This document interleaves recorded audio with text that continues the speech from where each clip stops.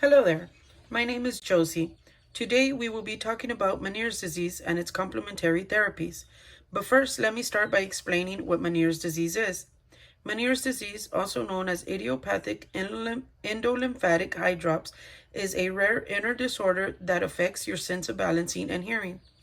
People with this condition experience symptoms such as vertigo, which causes dizziness and makes you feel like you are spinning when you are not. Other symptoms included can be ringing in the ears, which is known as tinnitus, and it can also cause difficulty in hearing. Untreated Meniere's disease symptoms worsen over time and may cause permanent hearing loss and ongoing balancing issues. But working with your healthcare provider to find the right treatments can help manage the disease. Meniere's disease is not curable, and at this time, there are no complementary therapies. But there are conservative treatments, for example, like lifestyle changes, medication, and therapy that can help lessen the severity and long lasting symptoms of Meniere's disease. If those treatments do not work, then your healthcare provider may recommend surgery. Lifestyle changes are a great way to reduce some of the symptoms. For example, following a low salt sodium diet is a great way to start because salty foods make you retain fluids, so there may be excessive fluid in the inner ear that may trigger Meniere's disease symptoms. It is recommended to cut back to no more than 1,500 milligrams of salt daily. Your doctor may also recommend staying away from foods with MSG. Consuming less caffeine and alcohol is helpful. Studies have shown that caffeine may increase how often you get vertigo attacks as well as alcohol, which both can trigger these symptoms. The most important lifestyle change is managing stress. Research shows that stress and not enough rest can trigger symptoms of Meniere's disease. The medications for Meniere's disease include pills that you can take by mouth, such as diuretics, which are water pills, as well as beta-histine pills, which your provider may prescribe to reduce the amount of fluid in your body. Beta-histine relieves fluid pressure by improving blood flow and circulation in the inner ear. Motion sickness and anti-nausea medications can help control vertigo episodes, and some ease the nausea and vomiting from the spinning. Those medications are called diazepam, also known as Valium, and meclizine, also known as Antivert.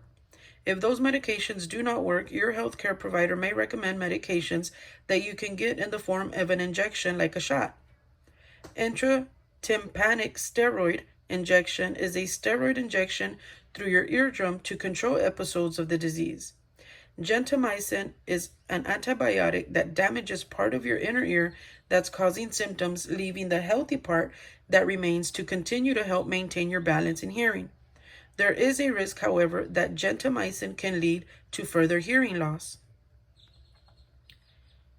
There are some therapies and devices that can help treat Meniere's disease, such as vestibular rehabilitation, which is therapy where you can learn exercises that help improve your balance and manage vertigo symptoms.